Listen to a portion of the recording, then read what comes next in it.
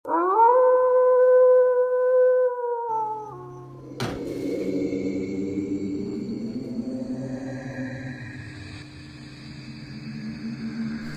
वालेकुम। मेरा नाम है एहसन और आप देख रहे हैं मेरा YouTube channel horror stories by Ehsan. जैसा कि आप जानते हैं मैं आप लोगों की भेजी हुई स्टोरीज़ नरेट करता हूँ। अगर आप लोग अपनी स्टोरीज़ मुझे भेजना चाहते हैं तो डिस्क्रिप्शन में दिए गए ईमेल एड्रेस या स्क्रीन पे दिए गए व्हाट्सएप नंबर पर आप मुझे अपनी स्टोरी भेज सकते हैं। मैं आप लोगों की भेजी हुई स्टोरीज़ में से बेस्ट स्टोरीज सिलेक्ट करके उन्हें शेयर करूँगा। और जिन्होंने मेरे चैनल को अभी तक सब्सक्राइब नहीं किया वो जल्दी से सब्सक्राइब कर लें ताकि मेरी आने वाली हर वीडियो आपको टाइम से मिले। बहुत से लोग अभी भी सब्सक्राइब किए बगैर वीडियो देखकर चले जाते हैं, तो मेरी हर वीडियो में आप लोगों से एक ही गुजारिश होती है कि आप मेरे चैनल को बस सब्सक्राइब कर दें और वीडियो को लाइक कर दें। अगर आपके दिल में कोई प्यारी सी बात हो तो वो कमेंट में कह दिया करें, मुझे बहुत खुशी मिलती है। आज हमारे पास दो स्टोरीज़ हैं। पहली स्टोरी जो असद ने हमें रावलपिंडी से भेजी है और दूसरी स्टोरी जो उमैर ने हमें मरी से भेजी है। दोनों स्टोरीज़ बहुत हॉन्टेड हैं। अगर आपको डर लगता है तो ये स्टोरी अभी आप ना सुने।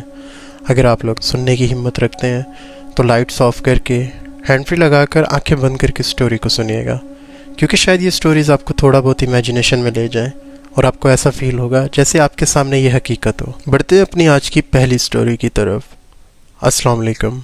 मेरा नाम असद है और मैं रावलपिंडी का रिहायशी हूँ। मैं रावलपिंडी कैंट साइड रहता हूँ, सदर की तरफ।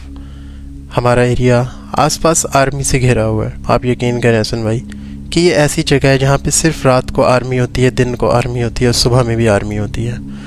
यानी कि यहाँ पे ना तो कभी कोई वाक़यात हो सकते हैं डकैती के, ना ही इंसान को कभी कोई खौफ होता है घर से निकलने में, चाहे वो दिन हो या रात हो। लेकिन हमारे इस मोहल्ले में कुछ ऐसी खौफनाक चीज़ें होने लगी हैं कि लोग दिन को तो छोड़ें, रात को छोड़ें, सुबह में भी निकलने से डरते हैं और उस घर के सामने से गुजरने को डरते हैं। ये मेरी अपनी आँखों देखी आप बीती कहानी है। मैं आपको वीडियो के साथ प्रूफ के साथ ये कहानी सुनाने जा रहा हूँ। आप यकीन करें कि रात के वक्त मैंने जाके वहाँ पे एक वीडियो बनाई है और जो मैं रिकॉर्ड करना चाहता था वो कुछ हद तक रिकॉर्ड हुआ है कि शायद हमारे ऊपर भी वो चीज़ आके लग सकती थी हमें। स्टोरी के आखिर में मैं आपको वो वीडियो का क्लिप भेजूँगा। अगर आप बेहतर समझें तो मेरी स्टोरी में वो क्लिप भी ऐड कीजिएगा। होता है हसन भाई कुछ यूँ है कि लास्ट मंथ मेरे कुछ कज़न आ रहे थे मेरे घर। मैं उनकी वजह से रात को जागा हुआ था। वो रात को तकरीबन 1 बजे रेलवे स्टेशन रावलपिंडी पहुँचे और उनको आधा घंटा 40 मिनट मेरे घर पहुँचते हुए लग गए, यानी कि 2 बज चुके थे उन्हें तकरीबन। मैं उनका इंतज़ार कर रहा था। 2 बज गए, 2:30 बज गए, लेकिन वो नहीं आए और वो मेरा फ़ोन भी नहीं उठा रहे थे। शायद उनकी बैटरी ख़त्म हो चुकी थी या क्या माजरा था। मुझे बहुत टेंशन थी कि अभी तक वो क्यों नहीं पहुँचे। मैं उनका इंतज़ार करता रहा कि बिल आखिर 3:30 बजे जाके मेरे घर का दरवाज़ा बजता है और मैं भाग कर दरवाज़ा खोलता हूँ और मेरे कज़न्स होते हैं। मैं अपने कज़न से पूछता हूँ कि यार तुम लोग कहाँ रह गए थे, कितनी देर से तो मैं तुम लोगों का इंतज़ार कर रहा था। 2 घंटे पहले तुम लोगों ने कहा था हम रेलवे स्टेशन पहुँच चुके हैं। तो मेरे कज़न्स बहुत डरे हुए थे। माशाल्लाह से मेरे तीनों कज़न्स हट्टे कट्टे जवान, सही उनको देख कर लगता है कि ये कोई बॉडी बिल्डर इंसान है, लेकिन उनके चेहरों के रंग उड़े हुए थे। मैंने उनको बिठाया, पानी वगैरह पिलाया, थोड़ा रिलैक्स किया। फिर मैंने उनसे पूछा। उन्होंने मुझे बताया कि तुम लोगों की गली के बाहर हमें रिक्शे वाले ने उतार दिया था। अब हम उस गली से पैदल चलकर आ रहे थे कि हम लोग क्या देखते हैं कि तुम्हारी गली में जो तीसरे चौथे नंबर पर एक घर आता है जो अभी नामुकम्मल है, उसके बाहर कुछ लोग जमा है और खड़े हुए इस घर को देख रहे हैं। हम लोग भी वहाँ रुक गए और हम उनसे पूछने लगे क्या हुआ है। तो वो कहते हैं कि इस घर से कुछ आवाज़ें आती हैं रोज़ रात को, आज तो बहुत ज़्यादा आ रही थी। हम लोग यहाँ खड़े हैं काफ़ी देर से ये देखने के लिए कि ये आवाज़ें किस चीज़ की। आखिर यहाँ तो कोई भी नहीं रहता। इस घर के जो मालिक हैं वो सालों साल हो गए हैं, वो कभी नहीं आए, ना यहाँ पे कभी कोई दोबारा मज़दूर आया है। 10-12 साल हो गए इस घर को इसी तरह बंद हुए हुए। तो ये क्या माजरा है, ये किसकी चीखों की आवाज़ें आती हैं, कभी बच्चों के रोने की, कभी औरतों के रोने की, कभी किसकी। तो हम लोग बहुत परेशान हो जाते हैं कि ये क्या बात कर रहे हैं। इतनी आबादी वाली जगह, शहर के बीचों बीच, कैसे ये मुमकिन है। हम लोग भी थोड़ी देर खड़े हो जाते हैं, बातचीत करने लग जाते हैं कि हम लोग क्या नज़र आता है, अंदर से कोई जैसे चल रहा है, बाकायदा जैसे कोई चल रहा है, पत्थरों के ऊपर चल रहा है बड़े बड़े कदमों से। ये देखकर तो हम लोग बहुत ज़्यादा डर जाते हैं। थोड़ी देर इंतज़ार के बाद हम लोग सुनते हैं कि अंदर से जैसे कोई किसी को मार रहा हो, बहुत ज़्यादा शोर की आवाज़ आ रही थी, जैसे कोई किसी को मार रहा हो और अगला बंदा बहुत दर्दनाक आवाज़ में रो रहा हो। एहसन भाई, मैं अपने कज़न्स की ये बात सुनते हुए बहुत हैरान था और खौफज़दा भी था, क्योंकि हमारी गली में ये सब हो रहा था और हमें इल्म नहीं था। मुझे थोड़ा सा कुछ याद आता है दिमाग में कि कुछ दिन पहले कुछ लोग गली में इस बारे में ज़िक्र कर रहे थे। कहीं से मेरे कान में ये आवाज़ तो आई थी कि कुछ तो माजरा है, लेकिन मैंने शायद उस टाइम ध्यान नहीं दिया और ना ज़्यादा तवज्जो दी। तो मेरे कज़न्स मुझे बताते हैं कि हम लोग जब थोड़ी देर और खड़े रहे, अब टाइम काफ़ी हो चुका था और हम लोग डर भी रहे थे, तो मोहल्लों वाले ने कहा कि यहाँ से निकलते हैं, यहाँ पे खड़े रहना ठीक नहीं है। ये पता नहीं अल्लाह की कौन सी अंदर मखलूक है, उनका आपस में क्या हिसाब किताब है, क्या माजरा है, हमें बीच में दखल अंदाजी नहीं देनी चाहिए। इससे पहले कि मोहल्ले वाले आगे पीछे हो जाते और हम अकेले रह जाते, उनके वहाँ से हटने से पहले हम लोग तुम्हारी तरफ निकल आए। और उस वक्त से हम लोगों की ये हालत है और हम लोगों को बहुत खौफ आ रहा था उस जगह से। एहसन भाई ये सारी कहानी सुन के मैं उनको थोड़ा रिलैक्स करवाता हूँ। उसके बाद वो लोग खाना वगैरह खा के फ्रेश होके सो जाते हैं। अगले दिन हम लोग सारा दिन साथ गुजारते हैं और उसके बाद शाम को जब हम लोग वापस आते हैं बाहर से घूम फिर के, तो हम लोग जब उस गली से वापस आ रहे होते हैं तो मेरे कज़न दिखाते हैं कि ये वो घर था। एहसन भाई, अब मुझे ये समझ आ चुका था कि कहीं ना कहीं इस घर में कोई मसला होगा, क्योंकि जब ये घर बन रहा था तो सुनने में आया था ऐसे 10-12 साल पहले यहाँ पे कुछ मज़दूरों के ऊपर हमला हो गया था।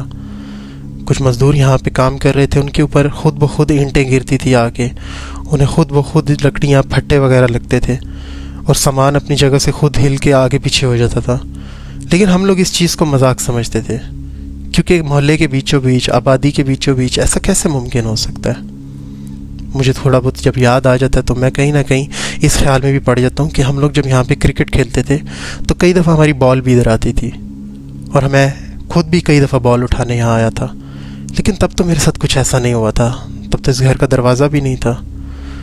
खैर, मैं अपने कज़न को ये बात बता के आगे चल पड़ता हूँ और अपने घर को आ जाते हैं। अगले दिन मेरे कज़न्स वापस चले जाते हैं आगे अपना सफ़र तय करने। उन्होंने कुछ मरी वगैरह और कश्मीर घूमने फिरने जाना था। और मेरा एक कज़न इतना डर चुका था उस वाक़े से कि उसका दिल ही नहीं मान रहा था कि वो आगे मज़ीद ऐसी खौफनाक जगहों पे जाए। लेकिन फिर भी दूसरे 2 कज़न्स के इसरार करने पे वो चला गया। मेरे कज़न ने मुझे भी बहुत कहा कि तुम भी चलो, लेकिन पेपर्स की वजह से एहसन भाई मैं नहीं जा सकता था। मैं चला तो जाता, लेकिन मेरे वालिद साहब कभी भी मुझे इजाज़त ना देते। खैर, मेरे कज़न्स चले गए। अब 2-3 दिन गुजरने के बाद रात को काफ़ी ज़्यादा आवाज़ें आ रही थी गली मोहल्ले से। मैं बड़ा परेशान था क्योंकि मेरे पेपर्स थे, मुझे टेंशन पेपर्स की भी थी और ये शोर सुन के मुझे ज़्यादा परेशानी हो गई। एहसन भाई, मुझे उस टाइम तो ख्याल ना आया कि ये शायद उसी घर की वजह से शोर शराबा है। मुझे लगा शायद कोई लड़ाई झगड़ा हो गया। तो मैं गली में थोड़ी देर बाद जाके क्या देखता हूँ कि काफ़ी सारे 10-15 लोग इकट्ठे हुए हैं और उसी घर के काफ़ी फासले पे खड़े होकर उस घर को देख रहे हैं। जूते वगैरह पहनकर बाहर गली को निकल आता हूँ और उन लोगों की तरफ चला जाता हूँ। एहसन भाई, जैसा मेरे कज़न्स ने बताया था बिल्कुल वैसा मंजर था। उस घर के अंदर से कुछ आवाज़ें आ रही थी। साफ वाज़े तो महसूस नहीं हो रहा था कि अंदर इंसान है या कोई और मखलूक, लेकिन जो अंदर आवाज़ें आ रही थी उससे यही महसूस हो रहा था कि जो भी चीज़ है वो काफ़ी गुस्से में है या फिर कोई अंदर लड़ाई वाला माहौल है। क्योंकि कुछ आवाज़ें ऐसी आ रही थी जैसे कोई किसी को मार रहा हो और कुछ आवाज़ें ऐसी आ रही थी जैसे कोई किसी को छेड़ रहा हो, तंग कर रहा हो। बहुत ही अजीब अजीब आवाज़ें थी। कुछ समझ नहीं आता था कि ये किस चीज़ की आवाज़ है, इंसान की या जानवर की है या किसी और मखलूक की। वहाँ पे लोग खड़े थे, उनमें एक बुज़ुर्ग थे जो शायद काफ़ी पढ़ाई लिखाई में आगे थे लोगों से। उनके पास शायद दीनी तालीमात बहुत ज़्यादा थी। वो उस घर की खिड़की से अंदर झांक के देखते हैं। एहसन भाई, 20-22 लोगों के होने के बावजूद मेरे में इतनी हिम्मत नहीं थी कि मैं वहाँ खड़ा होकर झांक के अंदर देखूँ। आप यकीन करें एहसन भाई कि मेरे साथ जो 20-22 बंदे थे उनमें से एक बंदे ने कहा कि अंदर चल के देखते हैं, पता चल जाएगा क्या है। और अल्लाह की ऐसी मखलूक से अगर इजाज़त ले ली जाए अंदर दाखिल होने के लिए तो हो सकता है वो कोई नुकसान ना पहुंचाए। लेकिन उसकी इस बात से कोई एग्री नहीं करता। वो अकेले बुज़ुर्ग खिड़की की तरफ जाके अंदर से पूछते हैं कि कौन हो तुम और ये शोर किस चीज़ का है। ये देखकर आसपास खड़े लोग मुझ समेत सब बहुत खौफज़दा थे और डर रहे थे कि कहीं इन बुज़ुर्ग के साथ कुछ हो ना जाए। तो बुज़ुर्ग के ये पूछते ही एहसन भाई अंदर से बिल्कुल खामोशी हो जाती है। बिल्कुल ऐसा सन्नाटा जैसे यहाँ कुछ था ही नहीं, एकदम पिन ड्रॉप साइलेंस। बाबा जी पीछे आ जाते हैं और वो लोगों से कहते हैं कि देखा, कोई ऐसी डरने की बात नहीं है, वो भी अल्लाह की मखलूक है, हम भी अल्लाह की मखलूक है। तो तुम लोग अपने अपने घरों को जाओ, ये उनका कोई अपना मामला होगा, छोड़ दो उनको उनके हाल पे। हम लोग सब अपने अपने घरों को चले जाते हैं। एहसन भाई, सुबह अजानों तक मैं अपनी पढ़ाई करता रहा, लेकिन मेरा दिमाग पढ़ाई की तरफ आ ही नहीं रहा था, क्योंकि मेरा दिमाग उस घर की तरफ अटका हुआ था। सुबह मेरा पेपर था और मेरा पेपर भी इस वजह से कोई ख़ास नहीं हो सका था। एहसन भाई, मैं घर आ जाता हूँ और दिन को मैं सोया हुआ था। शाम को मेरी अम्मी मुझे जगाती हैं कि मगरिब का टाइम है, उठ जाओ। मैं उठता हूँ और फिर मैं अपनी गली में निकलता हूँ और अपने एक दोस्त से ये सारा वाक़या ज़िक्र करता हूँ। वो रात को मौजूद नहीं था मेरे साथ। वो बड़ा हैरान होता है। वो कहता है मेरी भी अम्मी बता रही थी कि कुछ ऐसा मसला चल रहा है। तो एहसन भाई, हम लोग बहुत ज़्यादा खौफज़दा थे कि आखिर इस चीज़ को देखें कैसे। हमारी एज भी ऐसी है कि क्यूरियोसिटी भी होती है इस एज में देखने की और इस चीज़ में जुस्तजू में घुसने की। तो मैं और मेरा दोस्त ये फ़ैसला करते हैं कि हम लोग ना एक वीडियो रिकॉर्ड करते हैं जाके, शायद वीडियो में कुछ आ जाए। एहसन भाई, मेरे में तो बिल्कुल हिम्मत नहीं थी कि मैं अपना कैमरा ले जाऊं सामने या उस घर में कुछ देख सकूं। तो इस मामले में मेरा दोस्त थोड़ा बहादुर है। खौफज़दा तो वो भी था, लेकिन वो कहता है कि मैं वीडियो रिकॉर्ड कर लूँगा, शायद कुछ हमें नज़र आ जाए, लेकिन हम ज़्यादा देर खड़े नहीं होंगे। ये अब अगले दिन रात के 11 बजे का टाइम था। मैं और मेरा दोस्त जाते हैं। अब उस घर में लाइट, इतनी घुप अंधेरा था, लाइट का नामो निशान नहीं था, और मेरे अकेले के एक मोबाइल की रोशनी का ये काम नहीं था। मेरा दोस्त मुझे कहता है एक टॉर्च पकड़ो, तुम टॉर्च थोड़ा ऊपर करके पकड़ना, मैं कैमरे से वीडियो रिकॉर्ड करूँगा। हम लोग विंडो से देखेंगे अंदर के अंदर क्या माजरा है। एहसन भाई, जैसे ही मेरा दोस्त कैमरा अंदर घुमाता है, पहले तो हमें कुछ नज़र नहीं आता। बिल्कुल नॉर्मल कमरे होते हैं अंदर, और नीचे मिट्टी और पत्थर और ये सब पड़ा होता है। तो वो कैमरा जैसे ही लेफ़्ट वाले कमरे की तरफ रोटेट करता है एहसन भाई, वहाँ पे एक पत्थर आके गिरता है बड़े ज़ोर का। एहसन भाई, हम लोग उस पत्थर की तरफ अभी कंफ्यूज होते हैं, होल्ड कर रहे होते हैं, क्योंकि वीडियो रिकॉर्ड के दौरान हमारी नज़र कैमरे की स्क्रीन पर नहीं होती। हम खौफ की वजह से इधर उधर देख रहे होते हैं। तो अभी हम लोग पीछे नहीं हटते। एहसन भाई, अचानक वहीं पर दूसरा एक और बड़ा पत्थर आके लगता है। बस एहसन भाई, उसके बाद वहीं से हम लोग ना दौड़ लगाते हैं और हमारी वीडियो भी वहीं बीच में ही रुक जाती है, स्टॉप हो जाती है। मैं आपको ये वीडियो का क्लिप भेज देता हूँ, आप मेरी स्टोरी में शेयर कीजिएगा।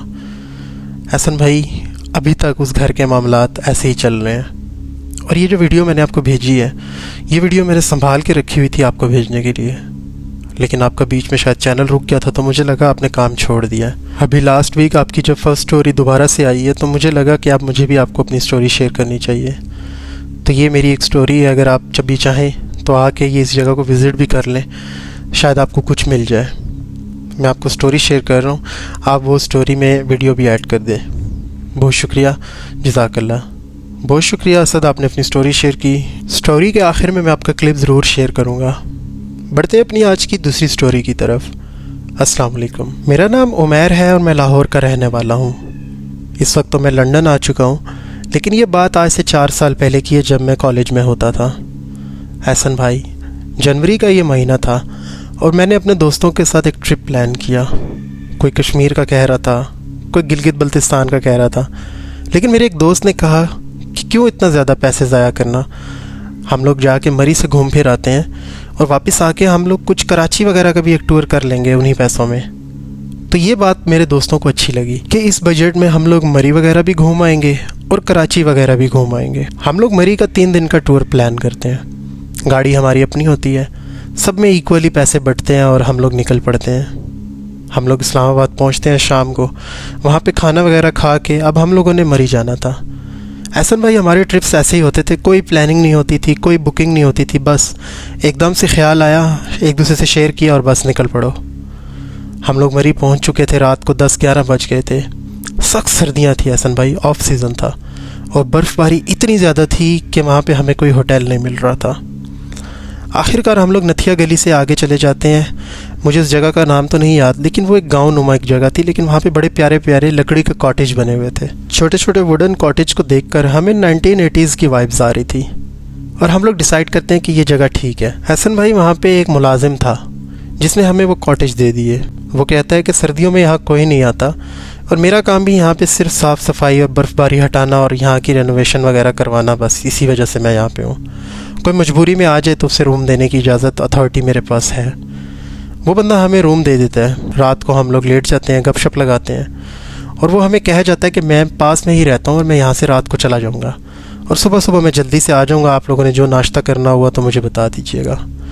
वो हम लोगों को चाबियाँ वगैरह कॉटेज की दे के चला जाता है। एहसन भाई, वहाँ पे अब लाइट नहीं थी उस बंदे के जाने से पहले हमने उससे पूछा था कि यहाँ पे लाइट क्यों नहीं है, तो उसने कहा था स्नो फॉलिंग के दौरान यहाँ पे अक्सर लाइट चली जाती है। हो सकता है रात में किसी टाइम आ जाए या हो सकता है कल तक ना आए। मैं आपको कुछ कैंडल्स और लालटेन दे जाता हूँ, अगर आप लोगों को रोशनी ज़रूरत पड़े तो आप इस्तेमाल कर लीजिएगा।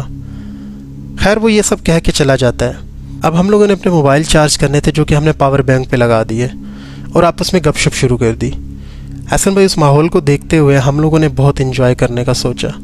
मेरे दोस्त ताश खेलने के बहुत शौकीन है, मुझे ताश खेलने नहीं आती थी। अब वो चारों ताश खेल रहे हैं और मैं अपने मोबाइल पर कुछ गेम्स वगैरह खेलने में लगा हुआ हूँ और गपशप हम लोग आपस में सारे कनेक्ट होके लगा ही रहे थे। एहसन भाई, बाहर से हमें अचानक से एक आवाज़ आती है जैसे कोई वहाँ से भाग के गुजरा है।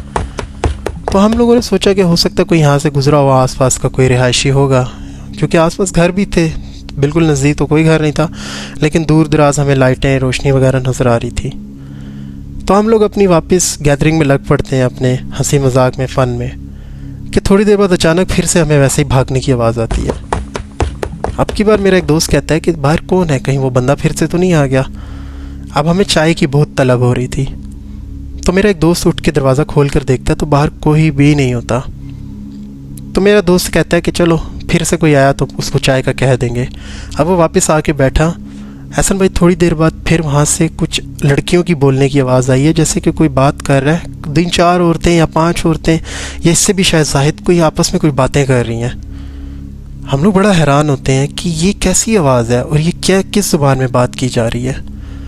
हम लोग बहुत हैरानगी से एक दूसरे से पूछते हैं कि क्या है, बाहर चल के देखें। तो मेरे 2 दोस्त कहते हैं कि चलो देखते हैं। एहसन भाई, हम लोग दरवाज़ा खोल के फिर से देखते हैं तो बाहर कोई भी नहीं होता। हर तरफ सिर्फ बर्फ़बारी हो रही है और बिल्कुल सन्नाटा और अंधेरा। रात के 1 बज चुका था। हम बहुत हैरान होते हैं। अब ये हमारा वहम भी नहीं था, क्योंकि एक ने तो ये आवाज़ नहीं सुनी, सबको ये बराबर में आवाज़ आई है। हम लोग एहसन भाई बहुत ज़्यादा डर जाते हैं। अब हम लोग इकट्ठे हो जाते हैं, वो ताश खेलना बंद कर देते हैं और मैं भी अपना मोबाइल साइड पे रख देता हूँ। हम लोग सारी कैंडल्स जला लेते हैं और लालटेन जला के बैठ जाते हैं। हम लोग आपस में गपशप कर रहे होते हैं और साथ साथ जिन्नाती बातों में भी डिस्कशन शुरू कर देते हैं। मेरा एक दोस्त मना करता है कि यार कुछ थोड़ा खुदा का खौफ करो, हम लोग कैसे माहौल में बैठे हैं, कहाँ बैठे हैं, इस तरह की बातें मत करो, ऐसी बातें करने से ये चीज़ें करीब आ जाती हैं। मेरे दूसरे 2 दोस्त भी कहते हैं कि हाँ यार, ख्याल हमें करना चाहिए, हम इस चीज़ को मजाक में बहुत ज़्यादा ले रहे हैं। एहसन भाई, इस गुफ्तगू के दौरान हमें बाहर से फिर से आवाज़ आती है किसी के हंसने की। एहसन भाई, अब हम लोग बाकायदा बहुत ज़्यादा डर चुके थे। हम लोगों को इतना खौफ आ रहा था कि हम 4-5 जने हो के भी ये नहीं डिसाइड कर पा रहे थे कि दरवाज़ा खोल के अब कौन देखेगा। हम लोग अपने मोबाइल की टॉर्च ऑन कर लेते हैं। एहसन भाई, कमरा एकदम रोशनी से भर उठता है। थोड़ी सी तसल्ली हो जाती है कि अब कमरे में काफ़ी रोशनी है, डर इतना नहीं लगेगा। एहसन भाई, थोड़ी देर में वो कैंडल भी ख़त्म हो जाती है और लालटेन के अंदर पेट्रोल या मिट्टी का तेल जो भी था वो भी ख़त्म हो जाता है। अब हमारी बैटरियां चल रही हैं जो कि सिर्फ मोबाइल की बैटरियां हैं। अब हमें ये भी था कि मोबाइल की ऑलरेडी सब लोगों की बैटरी बहुत कम है। एक वाहिद मेरा मोबाइल था जो कि थोड़ा बहुत चार्ज हो चुका था पावर बैंक के ऊपर। हम लोगों ने अब डिसाइड किया कि अपनी लाइट्स बंद करके इकट्ठे सारे ना लेट जाते हैं और सोएगा कोई भी नहीं। जब तक फजर नहीं होती हम जागते रहेंगे। एहसन भाई, हम लोग लेट के विस्परिंग करके एक दूसरे से बातें कर रहे थे, कोई ऊंचा नहीं बोल रहा था। हमें बाहर से मुसलसल कोई ना कोई आहट की, कोई ना कोई सनसनाहट की आवाज़ आ रही थी। कभी किसी के चलने की, कभी किसी के गुर्राने की, कभी किसी के हंसने की और कभी किसी की अजीबोगरीब आवाज़ में बातें करने की। बहुत ज़्यादा डर के बाद एहसन भाई, हम लोग अब इतना ज़्यादा खौफ में आ चुके थे कि हम फैसला करते हैं उस बंदे को बुलवाते हैं। मेरे दोस्त कोशिश करते हैं उससे रब्ता करने के लिए, लेकिन उनमें से किसी का भी सिग्नल नहीं आ रहा होता। मेरा यू फ़ोन का नेटवर्क था, किस्मत से मेरे कुछ सिग्नल आ रहे थे। अब वो जो बंदा था वो अपना नंबर वहाँ दे गया था कि सुबह अगर मैं लेट हो जाऊँ तो अब किसी भी चीज़ की ज़रूरत हो मुझे फ़ोन करके बुला सकते हैं। हम उससे पहले एक कॉल करते हैं, उसे बेल जाती है, वो नहीं उठाता। हम उसे दूसरी कॉल करते हैं, फिर भी वो नहीं उठाता। हम लोग बार बार ट्राई करते हैं, फिर चौथी 5वीं कॉल के बाद वो उठा लेता है। हम उसे बुलाते हैं कि जल्दी आप आएँ, यहाँ पे कुछ मसला है, आप जल्दी से आएँ। तो वो बिना कुछ पूछे बगैर कहता है ठीक है मैं आ रहा हूँ। एहसन भाई, ठीक 5 से 10 मिनट में हमारा दरवाज़ा बजता है। इतनी खामोशी में वो दरवाज़ा एकदम से बजना हमें डरा के रख देता है। अब हम लोग बहुत ज़्यादा डर चुके हुए थे पहले ही, तो हम लोग हिम्मत करके पूछते हैं कौन। तो आगे से जवाब आता है कि मैं हूँ, आपने अभी मुझे कॉल की थी। हम लोग फ़ौरन से उठ के दरवाज़ा खोलते हैं और उसे अंदर बुला लेते हैं। वो वहाँ बैठता है हमारे पास और कहता है क्या हुआ है। हम उसे ये सारा माजरा बताते हैं, सारा मामला बताते हैं, तो वो थोड़ा सा परेशान हो जाता है। कुछ देर वो खामोश रहता है। हम उससे पूछते हैं कि आप हमें बताएं क्या मसला है, आप खामोश क्यों हो गए हैं। फिर वो हमें सारी बात खुल के बताता है। वो एहसन भाई वो हमें कहता है कि यहाँ पे अक्सर सर्दियों में ये मामलात बहुत आम है। मैं यहाँ पे काफ़ी सालों से काम कर रहा हूँ। कई कई रात तो ऐसी होती है जब यहाँ कॉटेज में कोई नहीं होता, मैं बिल्कुल अकेला यहाँ पे होता हूँ रात को, क्योंकि मेरी ड्यूटी होती है। और मैं जो यहाँ पे जो कुछ सुनता हूँ और देखता हूँ, आप सोच भी नहीं सकते। लेकिन वो मखलूक कभी किसी को नुकसान नहीं पहुँचाती। शायद उनका अपना बसेरा है यहाँ पे। और ये दिसंबर और जनवरी की रातों में शदीद जो सर्दी की रात होती है, बर्फ़बारी की, इनकी आमद तब बहुत आम हो जाती है यहाँ पे। एहसन भाई ये सुनने के बाद तो हम लोग कहते हैं उसे, हमें यहाँ से भाई निकालो, हम यहाँ नहीं रह सकते। वो बहुत घबरा जाता है कि आप इस रात में कहाँ जाएंगे, आपको पता है कि ये ऑफ सीज़न है, कोई होटल नहीं मिलेगा, कुछ नहीं आपको मिलेगा, आप लोग कैसे सरवाइव करेंगे। एहसन भाई हमें उनसे कहते हैं कि आप हमारे पास फिर रुकें, आप हमसे एक्स्ट्रा पैसे ले लें, लेकिन आप हमारे साथ रुकें, जैसी सुबह रोशनी होती है और हम निकल जाएंगे यहाँ से। ये सुन के वो कहता है कि पैसों की कोई ज़रूरत नहीं है, ऑलरेडी आप लोगों ने कॉटेज काफ़ी अच्छे एक्सपेंस में हमसे ले ली है, मैं आप लोगों के पास रुक जाता हूँ। सुबह नाश्ता करके आप लोग देख लें, एक रात गुजार के देख लें, आप लोगों को शायद महसूस हो जाएगा कि आपको कोई नुकसान यहाँ पे नहीं पहुँचाया गया, ना पहुँचाया जाएगा, तो आप मज़ीद भी रुक सकते हैं, नहीं तो आपकी मर्ज़ी, आप सुबह नाश्ता करके जा सकते हैं। एहसन भाई वो हमारे पास रुक जाता है। अब हम लोग उसके साथ गपशप में लग जाते हैं, इधर उधर की बातें, और बाहर से मुसलसल कोई ना कोई सनसनाहट आवाज़ों का सिलसिला वक्फे वक्फे से आता रहता है। इतने में सुबह की अज़ानें होने लग जाती हैं और थोड़ी सी दिल को तसल्ली होती है कि फजर हो चुकी है, और वो आवाज़ों का सिलसिला बिल्कुल शांत हो जाता है, ख़त्म हो जाता है। अब थोड़ी रोशनी होती है लेकिन आसमान बिल्कुल नीला होता है, धूप नहीं निकलती दरख्तों की वजह से, पहाड़ों की वजह से, लेकिन रोशनी हो चुकी होती है। एहसन भाई सुबह के 6 बज चुके थे, हल्की हल्की रोशनी थी। वो बंदा कहता है मैं आप लोगों के लिए नाश्ता ले आता हूँ जाके। हमने कहा अभी नहीं, थोड़ी और रोशनी होने दें फिर। एहसन भाई हम उसको अपने पास 8 बजे तक बिठा के रखते हैं, जब तक मुकम्मल रोशनी नहीं हो जाती। उसके बाद हम अपने कॉटेज के पर्दे वगैरह हटा देते हैं, खिड़कियाँ खोल देते हैं, और बिल्कुल रोशनी क्लियर अंदर आने लग जाती है। और इतना खूबसूरत माहौल जो हमें रात को शायद नज़र नहीं आया और महसूस नहीं हुआ, इतनी प्यारी जगह कि आप सोच नहीं सकते एहसन भाई। वहाँ हमारी वो कैसी रात गुजरी है सिर्फ हम जानते हैं। इतने में वो अपने पास वाली कॉटेज के किचन में जाता है और हमारे लिए नाश्ता लेकर आता है। हम लोग नाश्ता करके यही डिसाइड करते हैं कि बस वापस चलते हैं, यहाँ पे मज़ीद रहना अपने लिए ठीक नहीं है कुछ। और हम लोग नाश्ता करके एहसन भाई वहाँ से निकल आते हैं। वो दिन और आज का दिन है कि हम लोगों ने दोबारा कभी ऐसी हिम्मत नहीं की कि हम ऐसे किसी ट्रिप पे पहाड़ी इलाकों में जाएं। इस बात को 3-4 साल हो चुके हैं। अब मैं लंदन आ चुका हूँ अपनी बाकी की पढ़ाई करने के लिए, लेकिन आज भी जब हम लोग ये वाक़या याद करते हैं तो हमें बहुत खौफ आता है। एहसन भाई ये मेरी एक स्टोरी थी, अगर आपको अच्छी लगे तो शेयर कीजिएगा। बहुत शुक्रिया उमैर, आपने अपनी स्टोरी शेयर की। उम्मीद करता हूँ हमारे लिसनर्स को भी पसंद आएगी। अगर मेरे चैनल पे आप लोगों को स्टोरीज़ अच्छी लगती हैं तो आप भी अपनी ज़िंदगी की कोई ऐसी स्टोरीज़ मुझसे शेयर कर सकते हैं। स्क्रीन पे दिए गए व्हाट्सएप नंबर पे आप मुझे स्टोरी भेज सकते हैं, या डिस्क्रिप्शन में दिए गए ईमेल एड्रेस पे आप मुझे स्टोरी ईमेल भी कर सकते हैं। मैं आप लोगों से फिर किसी वीडियो में मिलूँगा, तब तक के लिए अपना ख्याल रखिएगा। अल्लाह हाफिज़, और मेरे चैनल को सब्सक्राइब करना ना भूलिएगा। Take care, bye.